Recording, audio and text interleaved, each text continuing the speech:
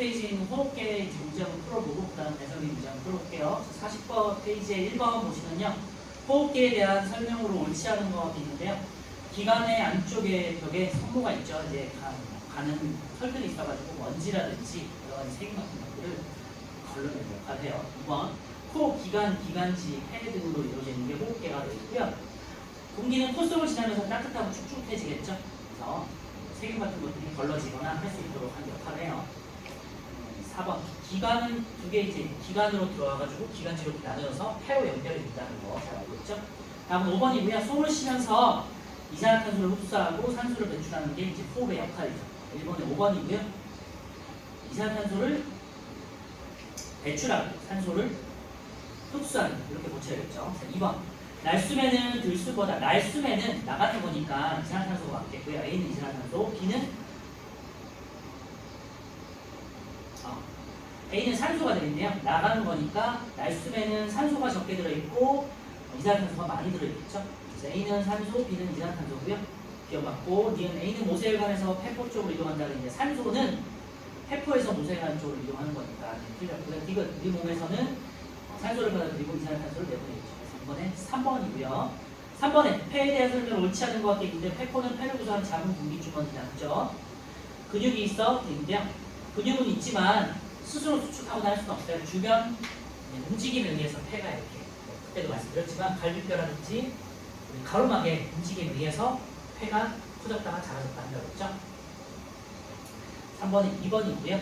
갈비뼈와 가로막으로 둘러싸인 흉곽에 들어있고요. 폐포와 모세혈관 사이에서 산소와 이산화탄소가 교환되고 수많은 폐포로 이루어져 있어서 공기하는 표면적이 매우 넓게 구조가 이루어져 있다고 했죠. 표면적으로 넓혀서 물질 교환을 원하는 효율적으로 하는 구조다. 3번에 2번이고요. 4번은요. A는 코, B는 기관, 그 다음 기관지로 나눠져서 C가 기관지고 E는 이제 갈비뼈, D는 폐, F는 가로막 이런 거 되면요. 답은 3번이고요. D, 폐가 되겠고 이에 대한 설명을 옳지 않은 것도 있는데요. 공기가 A와 B를 지날 때 코와 기관을 지날 때 먼지나 세균 등을 이제 걸을 수 있겠고 코에 있는 콧털이라든지 점액층이 있고요.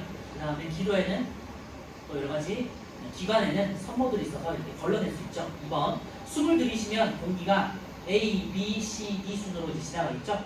E와 F의 움직임에 따라서 E는 이제 갈비뼈고 F는 가로막인데요. 이 움직임의 흉곽의 부피에 따라서 D의 크기, 폐 부피가 변할 수 있겠죠. 4번 간은 폐 정맥과 연결된다 그러는데요.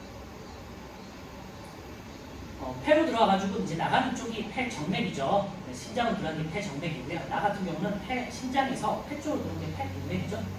들어오는 게 동맥, 나가는 게 정맥이니까 나가 폐 동맥, 가가 폐 정맥이고요. 그래서 답은 5번이고요. 나는 이제 폐 동맥이니까 정맥혈이죠. 산소가 적은 혈에 끊는다. 주의하겠고요. 6번 숨을 들이쉴 때는 가로막이 숨을 들이마셨어. 그럼 가로막이 내려가겠죠. 그리고 갈비뼈는 올라가겠죠. 갈비뼈가 올라가면서 흉곽의 부피가 커지고요. 이에 따라 폐 부피가 커지면서 폐 내부 압력은 대기압보다 이제 부피가 커졌으니까 내부 압력은 작아지겠죠. 그래서 압력이 작아지면서 공기가 밖에서 안쪽으로 들어오는 거죠. 6번에 5번이고요. 7번에 간은 이제 갈비뼈가 올라가고 가로막이 내려가니까 들숨이고요. 나 같은 경우는 갈비뼈가 내려가고 가로막이 올라왔으니까 날숨이죠. 답은 5번이고요. 나에서는 폐 내부 압력이 낮아진다. 그러니까 폐 내부 압력이 높아지면서 바깥으로 공기가 빠져나가는 거지. 7번은 5번이고요. 8번은 가슴 구조를 나타낸 것이고 날숨이 일어날 때 변화로 옳지 않은 것도 있는데요. 날숨이 일어났어. 공기가 나가요. 그럼 갈비뼈 내려가고 가로막은 올라와요. 그러면 흉곽 부피는 작아진다 그랬죠. 가가 아래로 내려가고 나는 위로 올라와야겠죠. 답은 2번이고요. 흉곽은 압력이 이제 높아지겠죠. 부피가 쪼그라들었습니다. 폐 부피도 작아지면서 바깥쪽으로 바깥보다 내부 압력이 대기압보다 높아지니까 바깥쪽으로 공기가 빠져나갑니다. 8번에 2번이고요. 9번은요. 날숨, 들숨과 날숨일 때 운동공에 변화되어 있는데요.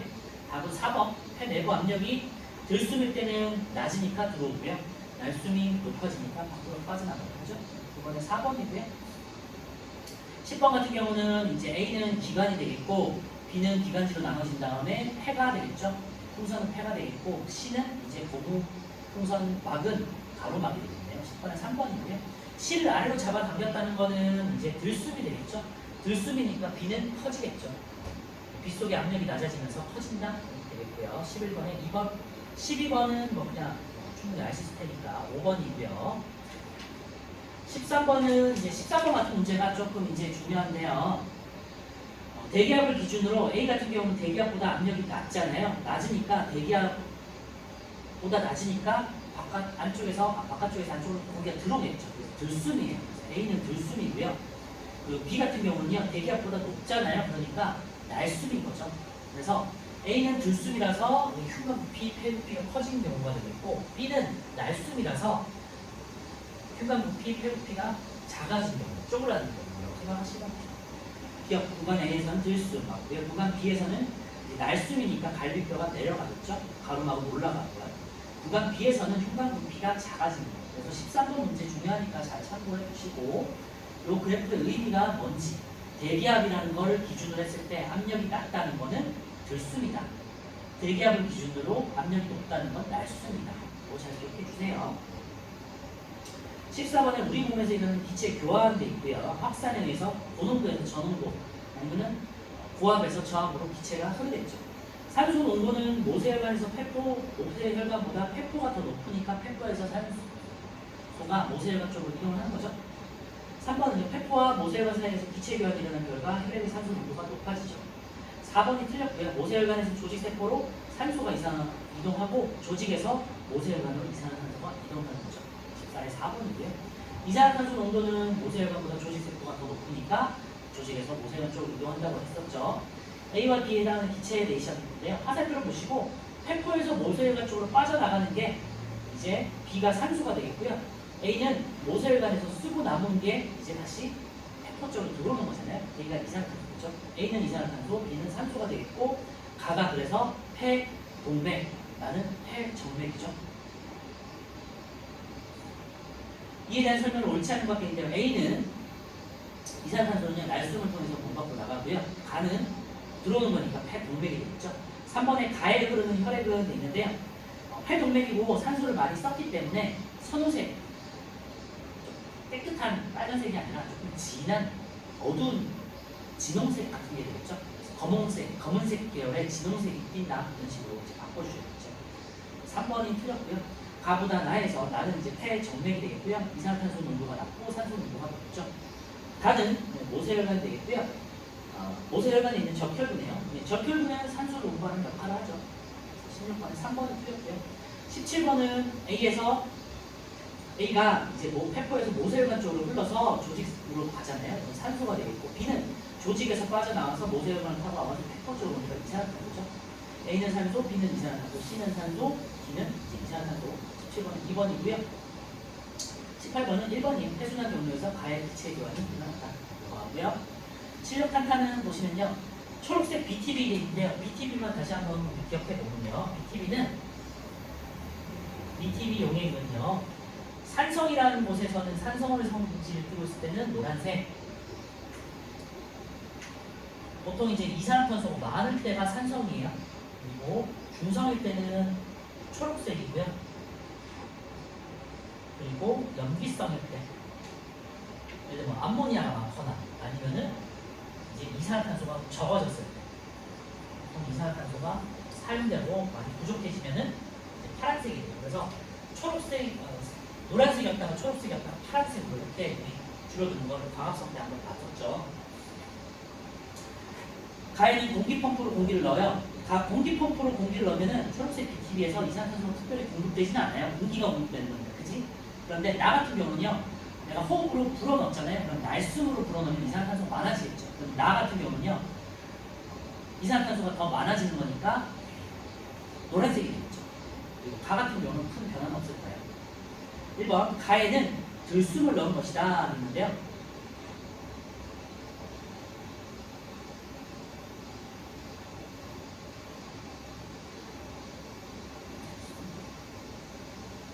이산화탄소가 적은 조건을 말하는 거겠죠. 네. 산소가 조금 더 많은 조건. 우리 대기 중에 이산화탄소가 굉장히 적잖아요. 0.00% 이 정도가 되고 산소 같은 경우는 20% 가까이 있거든요. 그래서 공기를 집어넣는다는 거는 산소를 집어넣는다는 것 같은 거죠. 그치? 들숨이 되겠죠? 그리고 들이마시는 숨이 공기를 마시는 거예요. 1번 맞고요. 이번에 나의 BTB 용액은 파란색으로 변한다는 게 노란색으로 변하겠죠. 산성이 됩니다. 그치? 이산화탄소가 많아지니까 노란색으로 변합니다. 3번은 가보다 나에서 BTB 용액의 색깔이 더 빨리 변한다고 되어 있는데요. 네, 당연히 가 같은 경우는 뭐큰 변화는 없겠지만 나 같은 경우는 이산화탄소가 많아지니까 바로 변화가 되겠죠. 4번에 BTB 용액의 색깔이 변하게 하는 기체는 이산화탄소고요. 들숨보다 날숨에 이산화탄소가 더 많이 들어있는 것을 확인할 수 있는 문제가 되겠죠. 1번에 2번이고요. 2번 같은 경우도 이제 새롭게 보는 이제 그래프잖아요. 이런 것들은 잘 기억해 두시고요. 가보다 나에서 많은 게 이제 산소가 되잖아요. 폐정맥으로 빠져나가는 거고 폐포에서 모세혈관 쪽으로 이제 흘러나오는 게 산소니까. 그래서 A는 산소가 되겠고요. B는 가에서 모세혈관을 지나면서 나로 갈수록 부족해지는 거니까 이산화탄소가 되겠죠. 가는 산소. 그래서 A가 산소, B는 이산화탄소가 되네요. 자, A는 산소, B는 이산화탄소 들어갔고요. B는 A는 폐포에서 산소는요. 폐포에서 모세혈관 쪽으로 확산되죠. 없고요. 모세혈관보다 폐포에서 농도가 높은 건 산소죠. 그러니까 뒤에서 틀렸고요. 나보다 가에서 산소 농도가 높다고 했는데요. 가보다 나에서 산소 농도가 높은 거죠. 그래서 기억 니은 이번에 1번 됐네요.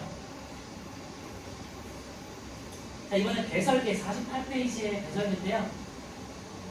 혹시 안 풀어봤으면 제가 한 5분 정도 시간을 드릴 테니까 풀고 계시면서 천천히 제가 풀도록 할게요.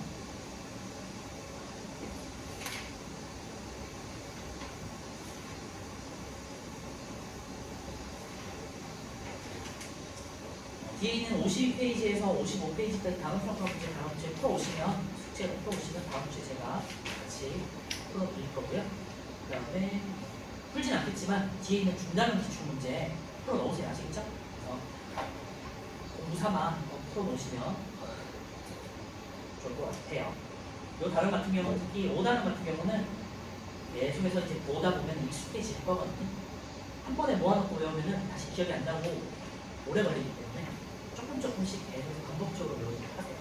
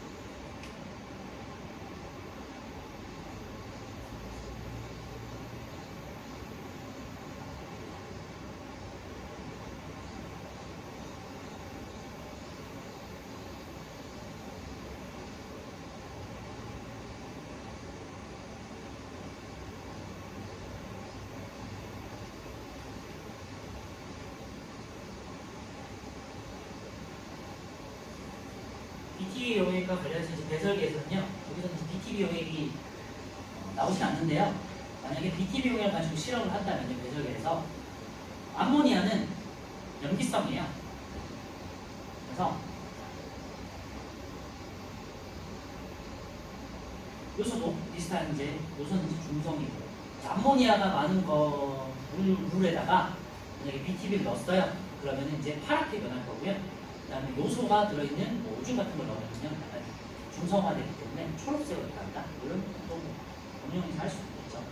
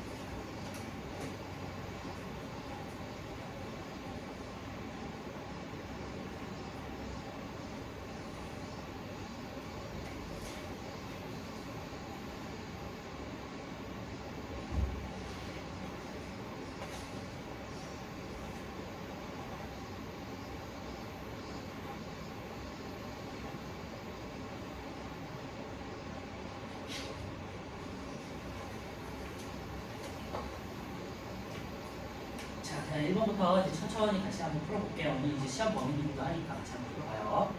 1번은 그 노폐물의 생성과 배설 방법을 나타낸 것이다 되어 있고요. 자, 단백질에서 오른쪽을 보시면요, C를 거쳐가지고 간을 거쳐서 이제 D로 전환되는 게 있죠. 이게 가장 중요한 루트가 되어 있고, C는 이제 암모니아, 그리고 간에서 요소로 전환되겠죠. C는 암모니아, D는 요소, 이렇게 찾아낼 수 있으면 되겠고요. 그래서 오줌으로 섞여서 나간다. 탄수화물과 지방, 그 다음에 단백질 같은 경우는요, 날숨에 빠져나가는 것들이 이제 이산화탄소가 되겠죠. 이산화탄소가 수증기잖아. 근데 그러면은 A가 이산화탄소가 되어 있고요. B 같은 경우는 물이죠. 수증기 형태로 해서 날숨으로 나갈 수도 있고요. 그 다음에 물의 액체 형태로 이제 오줌을 통해서 나갈 수 있죠. 그래서 A는 이산화탄소, B는 물, C는 암모니아, D는 요소가 되겠네요. 1번에 4번 이렇게 찾으시면 되고요. 이런 식으로 또 한 문제씩 나오니까 잘 한번 기억해 두세요. A, B, C 이런 식으로 해서 이산화탄소, 물, 암모니아를 가지고 이제 루트 찾는 거 꼭 한 문제 나와요. 2번 세포에서 단백질을 분해할 때 생성되는 암모니아는 독성이 강하기 때문에 간에서 요소 형태로 이제 전환을 시켜줘야 돼요. 그래서 콩팥을 걸러서 오줌에 포함된다. 굉장히 중요해요. 간에서 암모니아를 요소로 전환한다. 그리고 단백질의 산물이 암모니아다.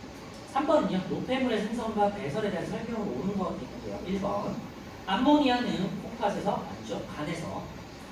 2번 물은 오줌의 형태로만 되어 있는데요. 수증기 형태로도 호흡으로 받아나갈 수 있다고 했죠. 3번 이산화탄소는 콩팥에서 오줌으로 나간다는 얘기인데요. 호흡을 통해서 나가는데요. 4번 탄수화물이 분해되면요, 질소를 포함한 노폐물은 단백질이죠. 단백질이 분해될 때 질소 포함 노폐물을. 답은 5번이고요. 탄수화물, 지방, 단백질이 분해될 때 공통적으로 생기는 것은 이산화탄소와 물은 세포호흡의 결과 공통적으로 생기고요. 단백질의 경우만 이제 암모니아가 생성될 수 있다고 했죠. 4번은요, 배설기에 대한 설명은 옳지 않은 것. 콩팥은 허리 등 쪽에 양쪽에 한 쌍씩 있고요. 한 쌍이 있고요. 요도는 오줌이 물 밖으로 나가는 통로고요. 네프론 기억하죠? 사구체, 보문 주머니, 세뇨관으로 이루어져 있다고 했죠. 사구체는 모세혈관 덩어리고요. 보문 주머니는 이제 모세혈관 덩어리를 감싸고 있는 주머니가 되어 있고, 세뇨관은 오줌이 만들어진 여가 제흡수 분비를 통해서 오줌이 만들어지고 있고. 4번이고요.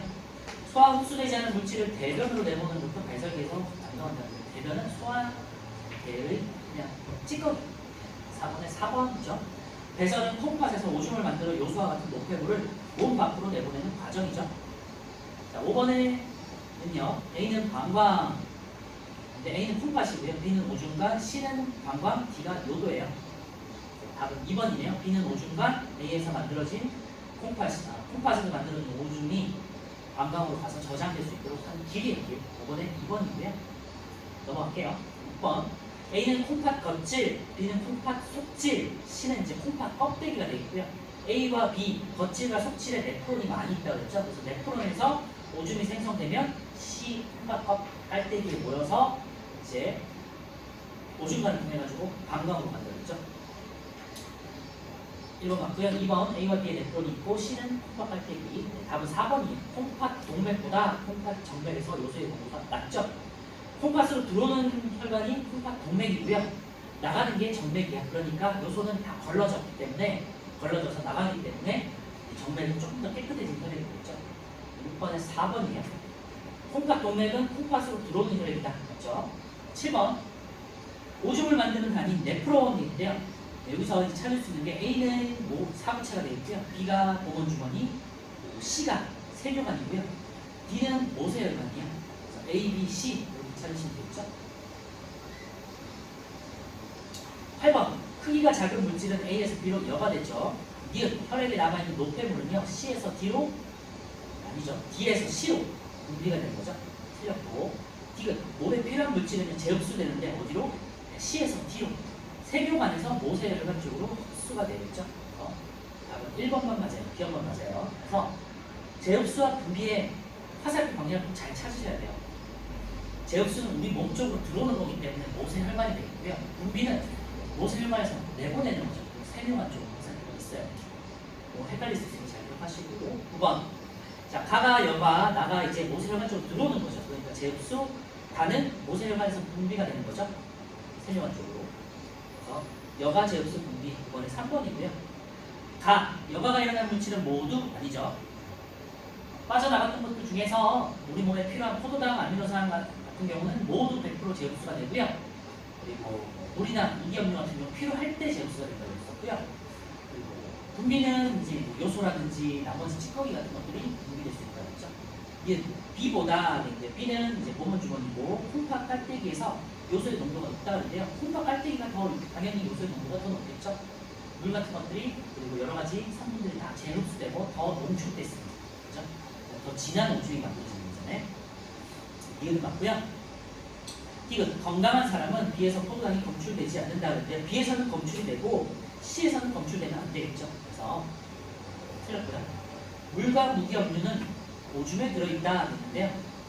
물과 무기염류는 오줌에 들어있을 수 있죠. 니은하고 리을이에요. 3번.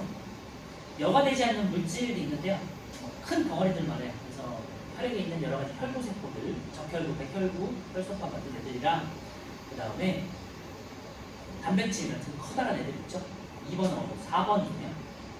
12번. 여과되는 전부 재흡수되는 물질 그랬는데요. 포도당 아미노산은 무조건 우리 몸을 구성하는 것들이기 때문에 에너지를 만들거나 몸을 구성하는 물질이기 때문에 모두 흡수해야 돼요. 12번에 4번, 5번. 13번은요. 콩팥 동맥으로 해서 흡수해서 들어오죠. 그래서 동맥, 그 다음에 간은 동맥, 나는 사주체, 오설관을 지나서요. 세뇨관 쪽으로 이제 여과가 되겠죠. 다, 그 다음에 콩팥 빨대기 오줌간, 그 다음에 방광이죠. 방광에서 오줌이 저장되죠. 13번에 3번. 이 순서 잘 기억해 주시면 좋을 것 같고요. 14번. 콩팥 동맥 혈액 여과의 오줌의 성분을 비교하였다 되어 있고요. 자, A, B, C 이렇게 가려놨는데요. 여과에도 또 오줌에도 없어. 근데 혈액에만 있어. 이건 단백질 같은 큰 인자죠. A는 단백질이고요. B는요. 혈액에서는 0.1, 여과에서도 0.1 그런데 오줌에서는 없어요. 모두 재흡수됐다는 소리니까 포도당이 되겠죠. B는 포도당. C는요. 혈액에도 있고 여과에도 있는데 오줌에서 더 진해졌네요. 그게 요소가 되겠죠. 답은 5번이고요. C는 오줌에 포함되어 몸 밖으로 나간다. 15번. 세포호흡에 대한 설명을 옳은 것도 있는데요. 세포호흡의 결과 물과 산소가 만들어진다는데요. 이산화탄소와 물이 만들어지죠. 세포호흡으로 얻은 에너지는 전부 아니죠. 우리 몸에 필요한 여러 가지 부분들에 사용되고요. 여러 가지 공부할 때, 기억 같은 거 할 때, 아니면은 여러 가지 근육 운동을 할 때, 명상, 정신 운동을 할 때, 움직임이 있을 때, 소화를 할 때 등등등 많은 곳에서 에너지를 써요. 키가 크거나 뭐 이런 것들 성장할 때 필요하겠죠. 순환계의 작용이 원활하지 않아도 있는데요. 원하지 않으면 세포호흡이 잘 일어날 수 있긴 있어요. 아니죠? 아닌 거지. 순환계 작용이 원활하지 않으면 세포호흡이 잘 일어날 수는 없겠죠. 영양소와 산소를 잘 공급해야 됩니다. 그래서 15번에 3번이 답이고요. 넘어갈게요. 16번. 격렬한 운동을 했을 때 숨이 가빠지면서 심장이 빠르게 뛰는 까닭이 있는데요. 산소를 공급해야 되기 때문이죠. 답은 3번이에요. 그래서 우리가 평소에는 그냥 숨을 적당하게 쉬면서 살아도 운동할 때는 숨이 가빠지잖아요.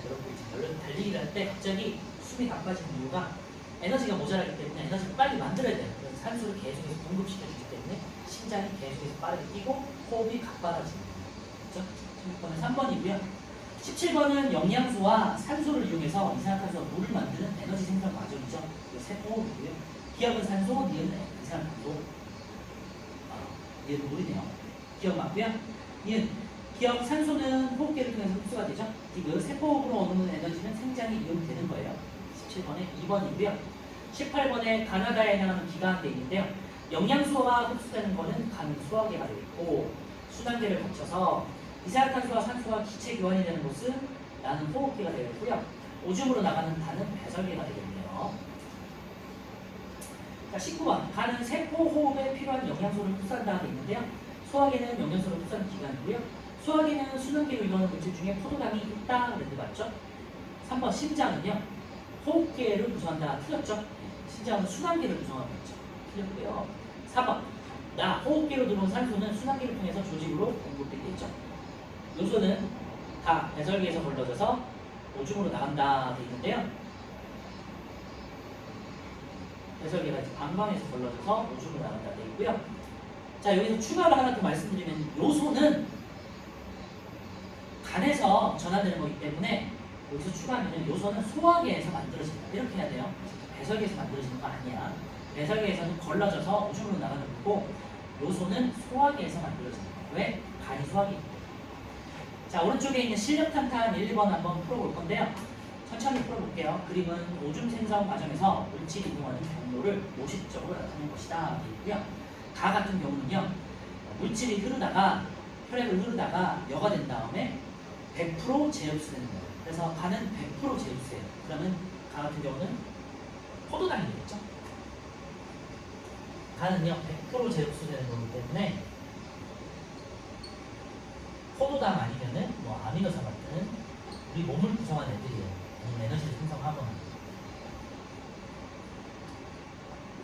나는요 여가가 됐다가 재흡수도 되고 또 다시 계속해서 뭐 재흡수 되는 경우도 있고 안 되는 경우도 있는 거예요. 그러면은 한 재흡수도 되고 안 되는 경우도 있죠. 반반이에요. 그러니까 이런 경우는 물 같은 경우 아니면 무기압류 같은 경우가 있었죠. 어떤 시점에 따라서 상황에 따라서 재흡수가 마를 수도 있고 오줌으로 더 나가는 경우도 있고 그렇죠. 그리고 다 같은 경우는요.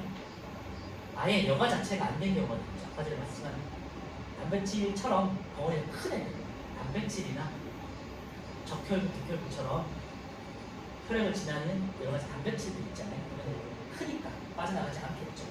이렇게 이제 구분하시고 찾으시면 되겠죠. 가는요, 물과 무기압류는 가와 같은 경로로 이동한다. 이건데요. 가는 물과 무기압류 나가 된다고 했죠. 포도당과 아미노산은 가와 같은 경로가 되겠죠. 그러니까 기억력은 틀렸고 답은 D를 이을 3번이네요. 나와 같은 경로로 이동하는 물질은 오줌에 들어있을 수 있죠. 단백질은요, 다와 같은 경로로 이동한다. 맞죠?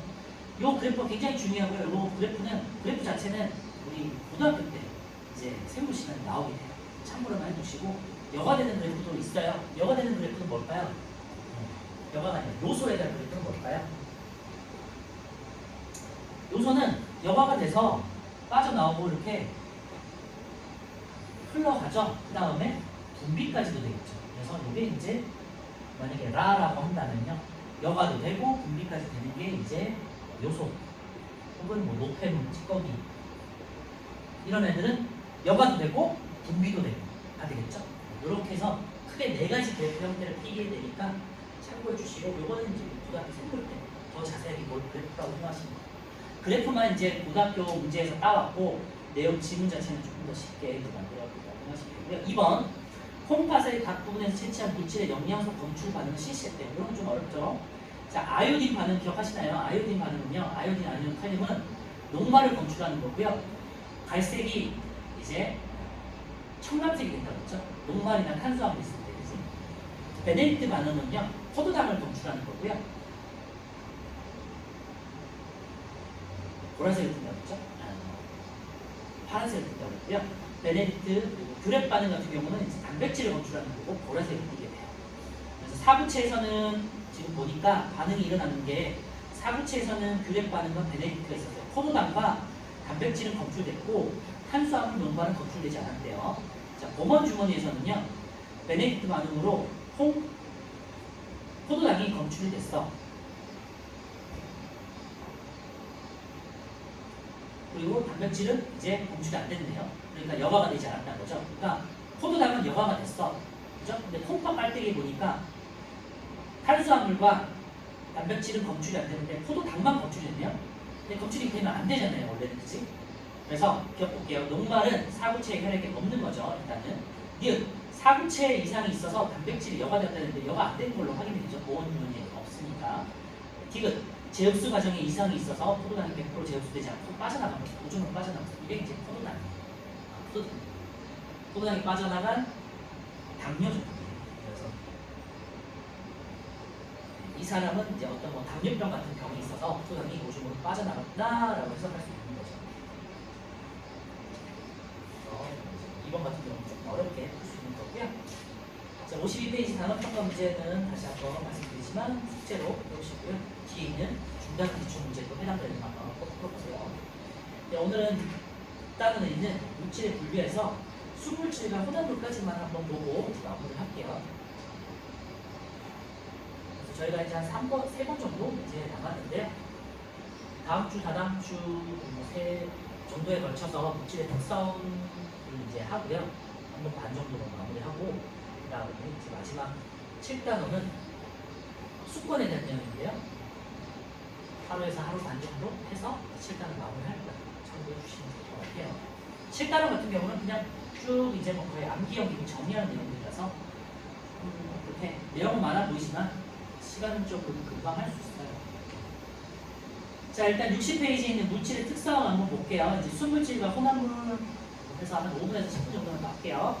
자, 순물질은요, 순물질 말 그대로 하나의 물질로 되어 있는 걸 말하는 거고요. 예를 들면은 금속 같은 것도 있죠. 철, 구리, 금, 은 이런 것들 말하는 거고요.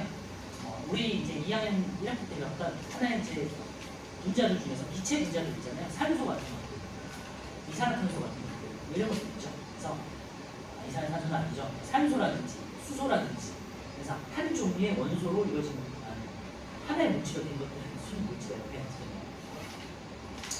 그래서 순물질은요 한 가지 물질로 이루어진 건데 주로 이제 혼원소와 화합물로 이루어져요.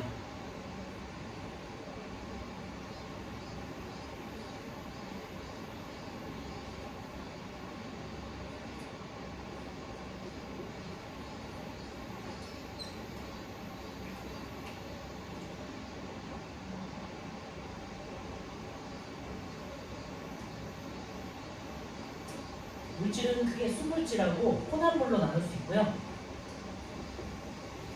옆에 이제 오른쪽에 물질의 분류에 대한 플러스 가게가 있습니다. 한번 참고해 보시면 될 것 같고요. 물질 자체는 순물질하고 혼합물로 나눌 수 있고 순물질은 또 이제 두 가지로 나눌 수 있어요. 혼원소 물질이라고 해서 원소 하나로 된 걸로 만들어진 물질이 있고요. 두 가지 이상의 물질이 합쳐진 것도 있어요. 이거를 우리가 화합물이라고 해요. 혼원소 물질 같은 경우는 원소 하나로 된 거 말해요. 그래서 금속 같은 것들 있죠. 그래서 구리, 금, 은, 뭐 이런 것들을 철 이런 것들이고요. 그 다음에 산소, 산소는 O2로 돼 있으니까. 그 다음에 수소, H2 이런 것들 있죠. 하나의 원소로 이루어진 것들을 하나의 원소로 이루어진 것에서 혼원소 물질을 이 있고요. 그 다음에 두 가지 종류가 합쳐진 것. 예를 들면 물 같은 것도 있죠. 물은 H2O잖아요. 그 다음에 이산화탄소 같은 기체들 있죠. CO2잖아요. 이런 식으로 두 종류 이상의 원소들이 합쳐져서 만들어진 것들도 있어요. 그리고 뭐 소금 있죠, 소금. 소금은 염화나트륨이잖아요. NaCl 이런 거 하나의 물질이잖아요. 그치? 그러니까 일반적인 우리가 알고 있는 분자라고 생각하시면 돼요. 그래서 한 종류의 원소로 이루어진 물질 같은 경우는요, 우리 다이아몬드, 금은 뭐 산소, 수소, 알루미늄 같은 금속들, 그다음에 기체들 있고요. 그 다음에 화합물, 뭐 분류할 수 있는 두 종류 이상으로 이루어진 물질이 있는데요. 거기다가 이제 화합물이라고 써놓으세요. 화합물 같은 경우는요, 물질의 성질을 가지는 경우를 말하는 거예요. 예를 들면 물 같은 경우, 물의 성질을 가지고 있잖아요. 염화나트륨, 소금의 그 짠 성질을 가지고 있잖아요. 이산화탄소의 그 무거운 성질, 그 불을 끄는 성질이 있죠. 에탄올은 알코올의 성질을 가지고 있죠. 그래서 성질을 가지고 있는 어떤 물질의 성질을 가지고 있는 분자를 우리가 화합물이라고 해요. 그리고 혼합물들은요, 이 여러 가지 순물질들이 그냥 단순하게 섞여 있는 경우인데 균일하게 섞여 있는 경우가 있고요. 균일 혼합물. 균일하게 섞여 있다는 거는요, 골고루 어떤 지점에 바닷물을 떠도 그 성분의 비율은 똑같을 거 아니에요. 이런 게 균일 혼합물이고, 예를 들면 공기 같은 것도 있죠.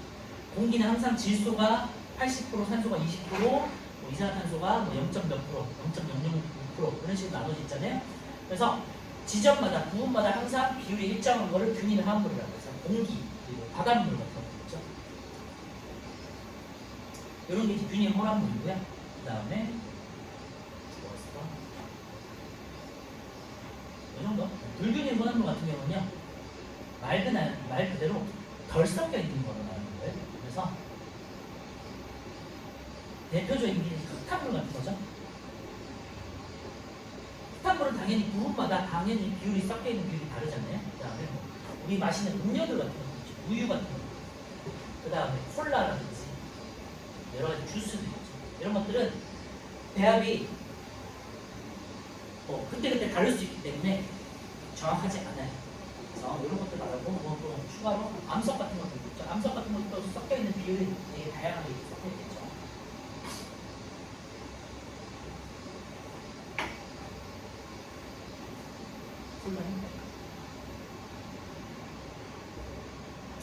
자, 그래서 이제 혼합물 같은 경우는요, 하기 전에 화합물에서 이제 성질 한번 보시면요, 물질의 고유한 성질 같은 데다 이제 거기다 이제 붙여 놓으세요. 순물질이나 이제 화합물 같은 경우는요, 순물질에서 혼합수 물질이나 화합물 같은 경우는 고유의 성질들을 가지고 있잖아요, 그죠? 물은 물대의 성질이 있고, 불이는 불의 성질, 금은 금의 성질, 그 다음에 산수나 수소 각자의 성질들이 있잖아요. 소금은 짠 그 성질. 그래서 순물질은 자기의 고유한 성질들이 있어요. 거기다 밑줄에 놓으시고요. 혼합물 같은 경우는요, 순물질이 막 섞여 있는 거니까 그 비율에 따라서 성질이 좀 달라질 수 있겠죠. 그죠? 섞여 있는 거에 따라서. 예를 들면 바닷물. 그때 맛이 조금 다를 수 있잖아요. 자, 그래서 혼합을 보면요, 두 가지 이상의 순물질이 섞여 있는 경우가 있고요. 이때 이제 균일 혼합물과 불균일 혼합물로 나눠져요. 균일 동그라미, 불균일 동그라미 이렇게 동그라미 쳐놓으시면 될 것 같고요. 균일 같은 경우는 성분 물질이 고르게 섞여 있는 경우가 되겠고요. 불균일 같은 경우는 고르지 않게 부분마다 성질이 다른 경우를 봐요. 자, 그래서 이렇게 그림을 보시면요, 설탕물 같은 경우나 소금 같은 경우는 잘 섞여 있잖아요, 항상. 그래서 설탕물, 식초, 공기, 탄산음료, 합금, 바닷물 이런 거에 해당되겠고요. 불균일 같은 경우는 좀 헷갈릴 수 있어요. 잘 기억해주세요. 과일 주스라든지 흑탕물이라든지 우유처럼 그때 우리가 이제 조금 배합이 달라질 수 있는 것을 생각해 보시면 돼요. 암석도 당연하고요. 성질은요, 성분 물질의 성질을 그대로 가지는데 이제 비율이 다르겠죠. 예를 들면은 소금물이다. 바닷물 같은 소금물은요, 물의 성질과 소금의 성질을 둘 다 가지게 되겠죠. 그죠? 설탕물이다. 설탕의 단성질과 물의 성질을 같이 가지게 되죠. 그래서 순물질이 합쳐져 있는 게 혼합물이기 때문에 고유한 성질들이 다 섞여 있다. 이렇게 생각해 주시면 돼요. 성질을 그대로 가지지만 섞여 있다. 그래서 그 두 번째, 혼합 비율에 따라서 여기다 밑줄에 넣으세요. 끓는 점, 녹는 점, 밀도 등이 달라질 수 있어요. 일반적으로 끓는 점이라고 해서 우리 끓는 점 알죠? 물에 끓는 점은 100도씨잖아요. 여기 항상 정해져 있는데요. 끓는 점은 올라가요. 혼합물은 끓는 점이 올라가서 끓는 점 노름 현상이라고 하고요. 그리고 혼합물, 예를 들면 소금물 같은 경우는 어느 점이 항상 내려가요. 그래서 물 같은 경우는 어느 점이 항상 0도씨잖아. 그런데 소금물은요, 어느 점이 내려가요. 이것도 옆에다가 꼭 기록해 놓으세요. 밑에 이제 얘가 있긴 한데요. 성분 물질의 혼합 비율에 따라서 끓는 점은 항상 올라가고요. 녹는 점이나 어느 점은 항상 내려가요. 그래서 공통된 현상이니까 기억해 주시고, 밀도도 당연히 달라지겠죠. 밀도라는 건 부피분의 질량이기 때문에 섞이는 거에 따라서 부피가 달라질 수 있죠. 그리고 질량도 뭐가 섞이는 따라서 질량이 달라질 수 있죠. 그러니까 밀도가 달라질 수 있죠. 하나의 물질에 대해서는 밀도가 값이 일정하다는 걸 뒤에서 배우겠지만요, 섞이면 혼합물이 되면 달라질 수 있어요. 두 번째 이제 물질의 특성을 볼 건데요. 물질의 특성이라면 고유한 특성을 말해요. 예를 들면 물의 특성, 소금의 특성, 산소의 특성, 금의 특성, 불의 특성 등등 하나의 물질이 가지고 있는 고유의 특성을 말하는 거예요. 그래서 거기다 밑줄에 놓을게요. 물질의 특성은 물질만이 나타내는 고유의 성질을 말하는 거고요. 양과 상관없는 값이에요. 물은 적든 많든 항상 물이잖아요. 그렇죠? 항상 물을 라면을 한 개 끓일 때나 두 개 끓일 때나 세 개 끓일 때나 10개 끓일 때나 항상 시간은 달라질 수 있지만 100도씨에서 끓죠. 그렇죠? 이거를 말하는 거예요. 그래서 예로는요, 색깔, 냄새, 맛 같은 이제 겉으로 보는 성질들이 그냥 겉보기 성질들이 있고요. 나머지 끓는 점, 녹는 점, 어느 점, 밀도 여기도 네 가지가 있는데 요거를 우리는 이제 다음 시간에 배울 거예요. 끓는 점, 녹는 점, 그다음에 용해도, 밀도 이런 것들을 이제 배울 거고요. 겉보기 성질들은 우리가 배우진 않고요. 이런 게 있구나. 색깔, 냄새, 맛 이런 것들을 통해서 물질을 구별할 수도 있다. 예를 들면 소금, 맛으로 우리 구별할 수 있잖아요. 설탕, 맛으로 구별할 수 있잖아요. 그죠? 그리고 색깔 같은 경우는 뭐 금은 항상 노란색이 반짝반짝 되잖아요. 그런 식으로. 그리고 냄새 같은 경우는 뭐 암모니아 특유의 그 독성 냄새가 있잖아요. 그러니까 색깔, 냄새, 맛 같은 겉보기 성질 우리가 이제 참고로만 해두시고 배우진 않아요. 끓는 점, 녹는 점, 어느 점, 밀도, 용해도를 이제 배울 거예요. 다음 시간에. 네, 같은 물질의 경우에는 물질의 양에 관계없이 일정하다. 일주일에 보시고요. 첫 번째, 물질의 종류에 따라 다르다. 그래서 종류를 구별하는 데 이용할 수 있고요. 두 번째, 같은 물질이면은 물질의 양에 관계없이 항상 일정해요. 그래서 뒷줄에 넣으세요. 물질의 특성, 고유한 값이기 때문에 절대 변하지 않고 물질마다 정해져 있어요. 자, 세 번째, 물질의 특성을 이용해서 순물질과 혼합물을 구분할 수 있겠죠? 혼합물은 순물질들이 섞여 있는 게 혼합물이기 때문에 혼합물은 순물질의 특성을 가지고 예를 들면 녹는 점, 끓는 점을 이용해가지고 아니면 밀도 요해를 이용해서 혼합물을 분리할 수 있겠죠. 물리적인 성질을 이용해주고요.